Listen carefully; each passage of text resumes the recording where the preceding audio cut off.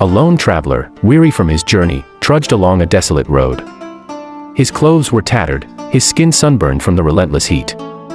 The road stretched endlessly before him, a barren path winding through rocky terrain. Each step seemed heavier than the last, as though the weight of the world was on his shoulders. Suddenly, from behind a large boulder, a band of thieves appeared. With no mercy, they attacked the traveler, leaving him bruised, bloodied, and robbed of everything he possessed. The traveler lay motionless on the ground, his breath shallow as he struggled to stay conscious. Hours passed, and the sun dipped low in the sky. A priest, clad in fine robes, walked down the same road.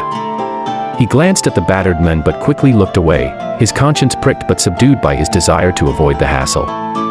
He hurried past, his footsteps echoing in the empty silence. Not long after, a Levite, a temple assistant, approached. He, too, saw the men lying in the dirt.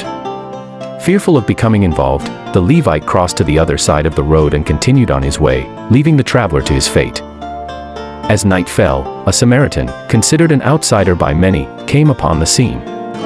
Without hesitation, he rushed to the traveler's side.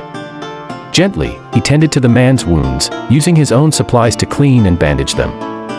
He then lifted the traveler onto his own donkey and led him to an inn where he could recover. The next day, the Samaritan paid the innkeeper and instructed him to take care of the traveler. "I will return," he said, "and repay you for any extra expenses."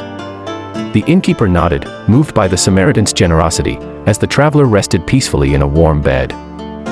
Lesson: the story of the Good Samaritan teaches us that compassion and kindness should transcend social and cultural boundaries. True humanity is shown not by who we are, but by how we treat those in need, even when it is inconvenient. The Samaritan's selfless actions remind us that it is our duty to help others, regardless of their background or our own biases.